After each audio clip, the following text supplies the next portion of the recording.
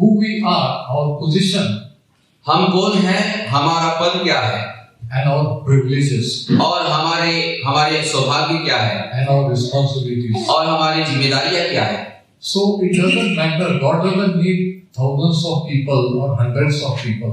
परमेश्वर को हजारों और 100 से भी अधिक लोगों की आवश्यकता नहीं है.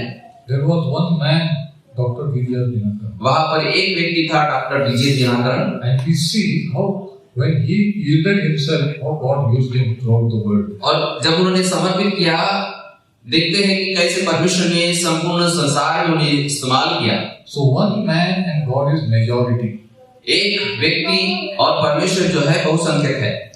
So the first part in this series, और इस सीरीज का पहला जो भाग है, the title is उसका शीर्षक है A City on a Hill. एक शहर जो पहाड़ पर है. And the text is Matthew 5:13 and 14. और उसका जो वचन है वो मत्ती सुसमाचार उसका 5 अध्याय उसका 13 और 14. 13 और 14 पर. Now Matthew 5, 6 and 7, और मत्ती 5, 6 और 7 हम देखते हैं. they are called Sermon on the Mount. वे पहाड़ी उपदेश करके बुलाए जाते हैं. The 3 chapters is one message which Jesus gave from that mount. और एक ही संदेश जो यीशु मसीह ने उस पहाड़ पर प्रचार किए. It was mainly addressed to his disciples. विशेष करके ये जो उसके चेलों को सिखाया गया. That means it is addressed to us, इसका disciples today. इसका मतलब ये है कि ये हमें भी संबोधित करते हैं जो आज हम उसके चेले हैं. Today, who are his true disciples, this is applying to them also.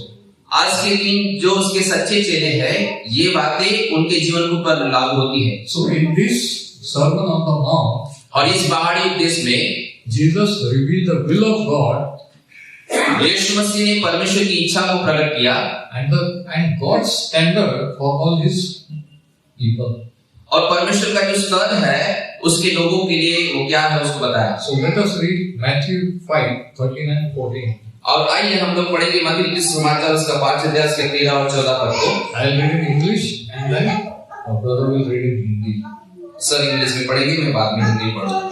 You are the salt of the earth, but if the salt have lost its savor, wherewith shall it be salted? It is thenceforth good for nothing, but to be cast out and to be trodden under the foot of men. You are the light of the world. A city that is set on a hill cannot be hid. तुम पृथ्वी के नमक हो, परंतु यदि नमक का स्वाद बिगड़ जाए तो वह फिर किस वस्तु से नमकीन किया जाएगा? फिर वह किसी काम का नहीं, केवल इसके कि बाहर फेंका जाए और मनुष्य के पैरों तले रौंदा जाए. तुम जगत की ज्योति हो, जो नगर पहाड़ पर बसा हुआ है वह छिप नहीं सकता. Now here, Jesus reveals 3 facts about who we are. यहाँ पर Jesus disciples. इन वचनों में यीशु मसीह 3 सत्य को प्रकट करता है कि हम वास्तव में मसीह में कौन हैं. We are the salt of the earth. हम पृथ्वी के नमक है. We are the light of the world. हम जगत की ज्योति है. And we are the city set on a hill. और हम एक ऐसा शहर है जो पहाड़ पर बसा है. 3 things. 3 बातें. Now we are going to start from reverse. हम पीछे से शुरू करने जा रहे हैं. A city set on a hill. एक शहर जो पहाड़ पर बसा है. What does it mean? इसका मतलब क्या है? It means that when we come to Christ and start professing or confessing Him as our Lord and Savior, इसका मतलब ये है कि जब हम मसीह में आते हैं और हम अंगीकार करना शुरू करते हैं कि वो हमारा उद्धार करता है और हम उसके संतान हैं, we become a city that is like set on a hill. हम एक ऐसा नगर बनते हैं जो पहाड़ पर बसा है, which cannot be hidden. जो छुप नहीं सकता. Everyone starts watching us.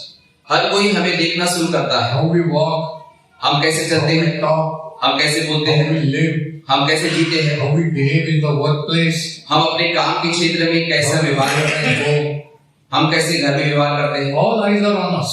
सारे जो आंखें हम पर We are हैं. like a city set on a hill. हम एक ऐसा शहर है जो पहाड़ पर बसा है. People start analyzing every aspect of our life.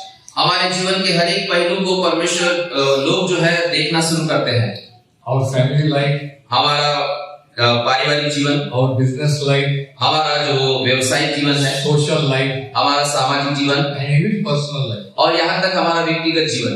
And what they see in us, that is the image they form of who God is or Christ is. और जो कुछ लोग हम पे देखते हैं वही जो यीशु मसीह का जो चित्र है वो हमको बताता है। So Jesus was telling his disciples, यीशु मसीह अपने चेलों को ये बता रहा है, you are that city that is set on a hill.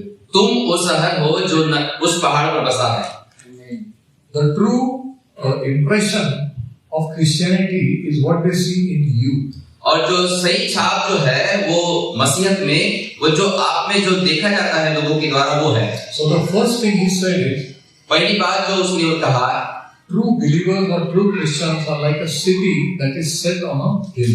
एक सच्चा विश्वासी, एक सच्चा चेला वह है जो एक ऐसा नगर है जो पहाड़ पर बसा है, which cannot be hidden, जो छुप नहीं सकता, which can be seen from far away, जो दूर से देखा जा सकता है। You cannot hide yourself. आप अपने आप को छिपा नहीं सकते। You cannot hide that you became a Christian. आप ये भी नहीं छिपा सकते कि आप मसीह बन गए हैं। You cannot deny that you became a follower of Christ. आप इसका इनकार नहीं कर सकते कि आप ये यीशु मसीह के अनुयायी बन गए हैं। Somehow everybody knows. किसी न किसी प्रकार से हर कोई जानता है। Can you say amen to that? Amen. क्या इस बात पर आप आमीन कह सकते हैं? आमीन। The second thing what Jesus said is in verse 14. और दूसरी बात जो यीशु मसीह ने वचन 14 में कही है, Matthew 5:14. मत्ती 5 उसका 14, He said, "You are the light of the world." उसने कहा तुम जगत की ज्योति हो।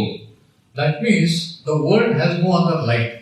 इसका मतलब ये है कि जगत में दूसरा कोई और प्रकाश नहीं है। The true disciples or true Christians are the only light. सच्चे विश्वासी और सच्चे जो चेले हैं वे मसीह की ज्योति है। Now, amen. Now let us read what Jesus said in John 9 and verse 5.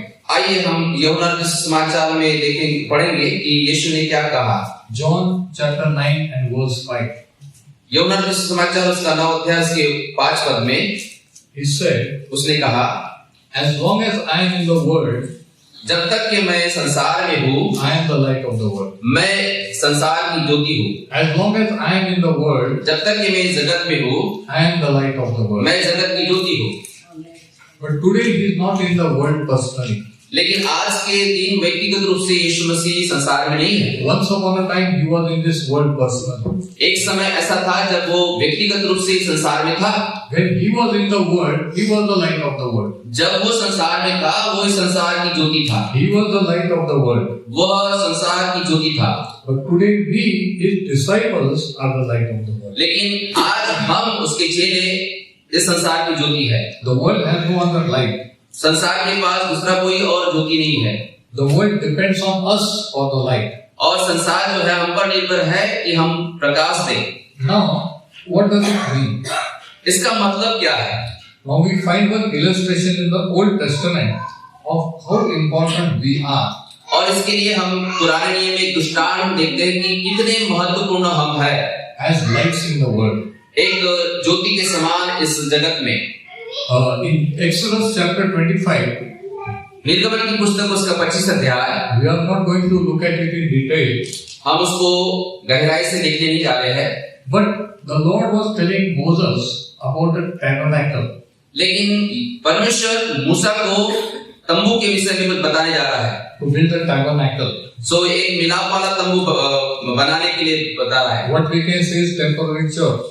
और उसको हम क्या कह सकते हैं कि एक अस्थिर church. And that tabernacle had 2 compartments. और उस मिलाप वाले तंबू में 2 भाग है। First was the outer court.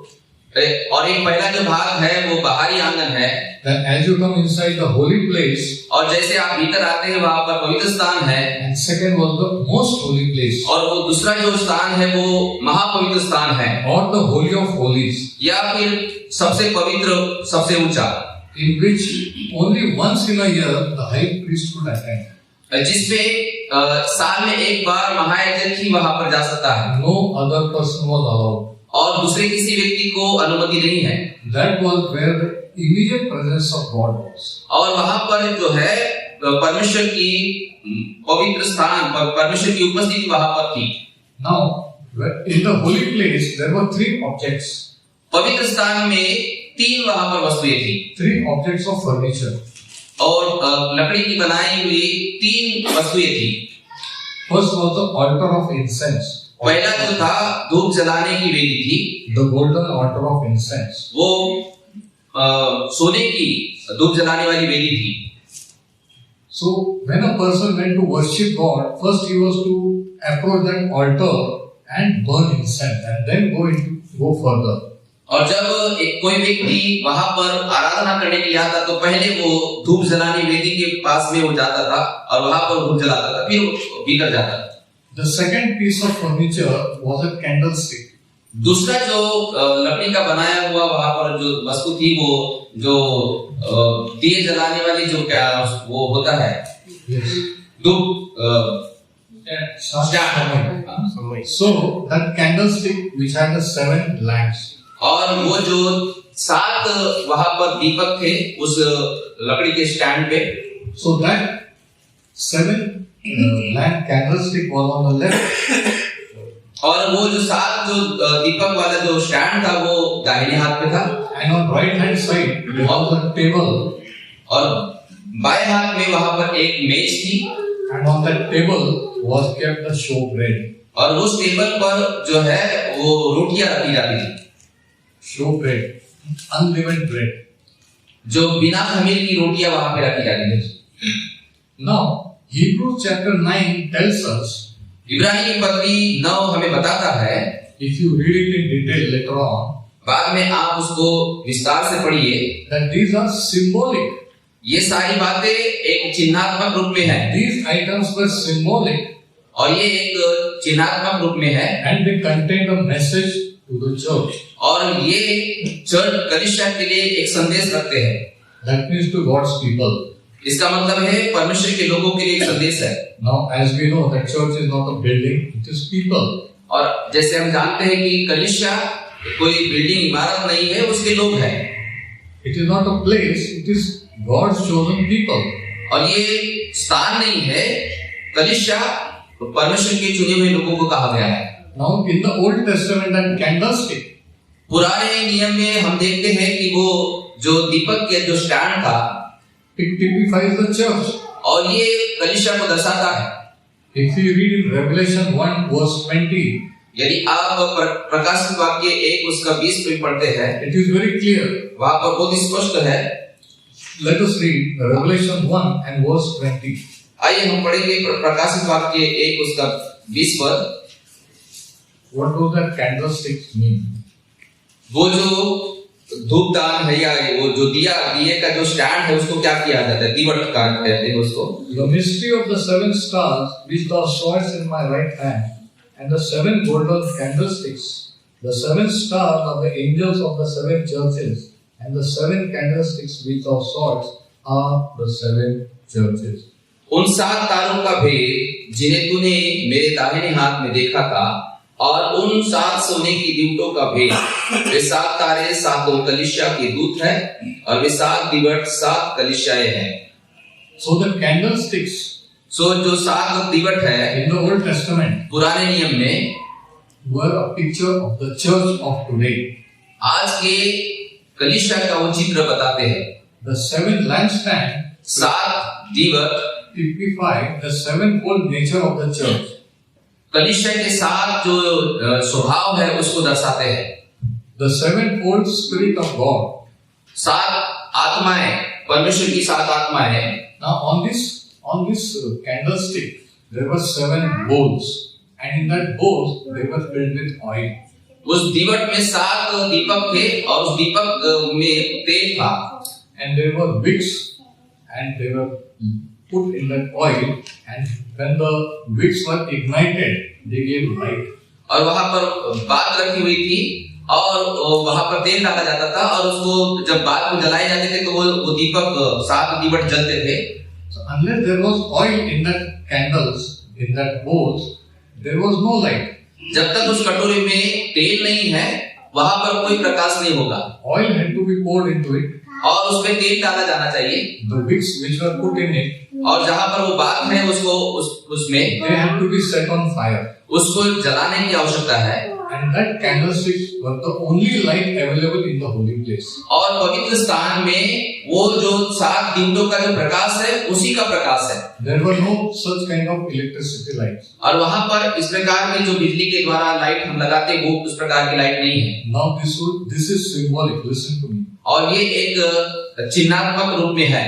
Many people think that Old Testament, we are not at all concerned with the Old Testament. और अनेक लोग सोचते हैं कि पुराने नियम से हमें कोई वास्ता नहीं है, हमें उनसे कोई संबंध नहीं। So they carry the New Testament with them. और इसलिए वे अपने साथ में नया नियम ही रख लेके चलते They हैं। think that we are in the period of New Testament and grace. और वे सोचते हैं कि हम नए नियम के समय में हैं और अनुग्रह के समय में हैं।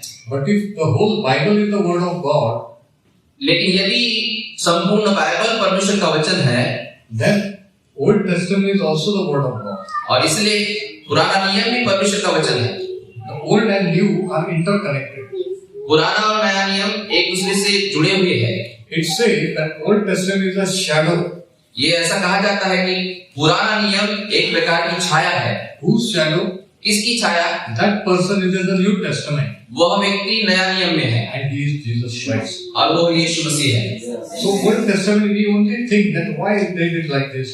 What does it mean? But it is a shadow, it is a type of who Jesus is and his people are. और पुराने नियम में इन सब बातों को देखने के बाद हम कहते हैं कि इसका मतलब क्या है? ये उसका मतलब ये है कि वो यीशु मसीह की छाया के रूप में पुराने नियम में है। So the candlesticks had light when the oil was in them and when the wicks were lighted up, put on fire. दीपक तभी प्रकाश देता था जब उसमें उसके कटोरे में तेल डाला जाता था और उसकी बात को जलाया जाता था, तब उसका प्रकाश मिलता था। Candlesticks speak of the church. और कलीसिया की जो दीवट है, And oil in the Bible is a symbol of the Holy Spirit. तेल जो है वो बाइबल में पवित्र आत्मा का चिन्ह है। So church cannot give light unless it is filled with the oil of the Holy Spirit. कलीसिया प्रकाश नहीं दे सकती, ज्योति नहीं दे सकती जब तक कि वो पवित्र आत्मा के तेल से भरी हुई नहीं है। Church can give light or God's people can become light only when they are filled with the Spirit of God. कलीसिया तभी प्रकाश दे सकती है या परमेश्वर के लोग तभी प्रकाश दे सकते हैं जब आप परमेश्वर के उस तेल से भरते हैं, पवित्र आत्मा की सामर्थ से भर जाते हैं। Can you say amen to that? इसका मतलब, Are you still listening to me? क्या अभी भी आप सुन रहे हैं मुझे? Are you there? क्या आप यहाँ पर हैं? Amen. आमीन। So candlesticks and the oil represent the church. दीवट और तेल वो चर्च को, कलीसिया को बताता है। Now the last point, our purpose as light. आखिरी जो मुद्दा बताना चाहता हूँ कि वो हमारा जो उद्देश्य हुआ है कि प्रकाश देना। Now look at this. आइए इसे देखें। Look here. The candlesticks in the Old Testament gave light, and on the right side was the table of showbread, and on the table was put the bread. और पुराने नियम में जो दीवट जी को जो थी वो प्रकाश देती थी और मेज के ऊपर जो रोटियां, अखमेरी रोटियां रखी थी वे वहां पर थी। So the candle light illuminated the bread that was on the table. सो जो ये दीवट का जो प्रकाश है वो जो रोटियां रखी थी उस पर प्रकाशित होता था, वो दिखाई जाती थी। Now candlesticks represent the church. दीवट जो है वो कलीसिया को दर्शाती है। What does the bread on that table represent? अब ये जो रोटियां है ये किस बात को दर्शाती है, किसका प्रतिनिधित्व करती है? Are you ready? क्या आप तैयार हैं? Let us read in John chapter 6. आइए पढ़ेंगे यूहन्ना रचित सुसमाचार उसका 6वां अध्याय। Gospel according to John. यूहन्ना रचित सुसमाचार chapter 6 उसका 6वां अध्याय and verse 48. और उसके 48 पद को हम पढ़ेंगे। And this is the Lord Jesus speaking. और यहाँ पर प्रभु यीशु मसीह बात कर रहे हैं। He said, I am that bread of life. उसने कहा जीवन की रोटी मैं हूँ। I am that bread of life. जीवन की वह रोटी मैं हूँ। So the bread on that table in the Old Testament time represented Christ. सो पुराने नियम में जो मेज पे रखी वो रोटियां है वो यीशु मसीह को दर्शाती है। Verse 51. 51 पद। I am the living bread which came down from heaven. जीवन की रोटी जो स्वर्ग से उतरी मैं हूँ। If any man eat of this bread, यदि कोई इस रोटी में से खाए he shall live forever. तो वो सर्वदा जीवित रहेगा। And the bread that I give और जो रोटी मैं जगत के जीवन में is दूंगा my flesh, वह मेरा मांस है, which I will give for the life of the world. जिसे मैं जगत के जीवन के लिए दूंगा। The whole purpose of the candlestick was to illuminate that, put light on that bread. दीवट का संपूर्ण उद्देश्य ये था कि वो अपना प्रकाश उस रोटी पर प्रकाशित करे। The whole purpose of the church, you and me, are to put light on Jesus Christ, who is the living bread. हम कलीसिया, हमारा जो संपूर्ण उद्देश्य ये है कि हम अपने जीवन से प्रकाश डाले यीशु मसीह के जीवन पर। हमारे जीवन से वो यीशु मसीह दिखना चाहिए। Are you getting the point? क्या हम मुद्दे को पकड़ रहे हैं? Yes. We as light are to put light on the bread of life, who is Jesus Christ. हम एक प्रकाश के रूप में हमारा प्रकाश उस रोटियों के ऊपर जो यीशु मसीह जीवन की रोटी है उस पर गिरना है। We have to show to the world who Christ is. हमें लोगों को दिखाना है, संसार को दिखाना है कि मसीह कौन है। We are illuminated. We are lit up. We are the light, but our light should shine on Him, and the world which is in darkness will see and know who Jesus is. हमें प्रकाशित किया गया है, हमें जलाया गया है कि हम वो प्रकाश के द्वारा मसीह को दिखाए संसार को कि मसीह वास्तव में कौन है। I believe someone is following me. मैं विश्वास करता हूँ कि कोई तो मुझे I सुन believe रहा है, someone is understanding. कोई तो मुझे समझ रहा है। Amen. आमीन। Amen. So we are here for a purpose. हम यहाँ पर एक उद्देश्य के साथ में When हैं। Jesus said, "You are the light of the world," जब यीशु ने कहा कि तुम जगत की ज्योति हो, what kind of light? किस प्रकार की ज्योति? We are to light up whom? हम किसकी ज्योति है? We are to put light on Christ. हमें मसीह पे अपनी ज्योति डालना है। Amen. आमीन। Amen. The world should see and know who He is. संसार में देखना है और जानना है कि यीशु कौन है। And we can do this हम ऐसा कर सकते हैं, only when we are filled with the oil. हम ऐसा तभी कर सकते हैं जब हम ये तेल के द्वारा भरे हुए हैं। And that oil is the Holy Spirit. और वो तेल जो है वो पवित्र आत्मा है। And only when we are lit on fire by the Spirit of God. और जब आग से हमें जलाया जाएगा तो हम पवित्र आत्मा के द्वारा प्रज्वलित होंगे। Then only we can show to the world who Jesus is. तभी हम संसार को बता सकेंगे कि यीशु कौन है। Amen. आमीन। So the church, apart from the church or apart from the people of God, the world has no light. कलीसिया को छोड़कर और परमेश्वर के लोगों को छोड़कर संसार के पास कोई ज्योति नहीं है। The world has many religions, but only one Savior. संसार में बहुत सारे धर्म हैं लेकिन एक ही उद्धार करता है And He is Jesus Christ. और वो है यीशु मसीह है। So the world doesn't need religion. It needs a Savior. संसार के लोगों को धर्म की आवश्यकता नहीं है, उन्हें उद्धारकर्ता की आवश्यकता है। Jesus did not come to bring religion or philosophy. He came to give us life. यीशु मसीह कोई धर्म देने के लिए या ऐसा शास्त्र ज्ञान देने के लिए नहीं आया, वो प्रकाश देने के लिए आया। He came to give life. वो जीवन देने के लिए आया। Because we are sinners, the wages of sin is death. क्योंकि हम पापी हैं और बाइबल बताती है कि पाप की मजदूरी मृत्यु है। We are on the way to death. हम मृत्यु की ओर मृत्यु के रास्ते में हैं।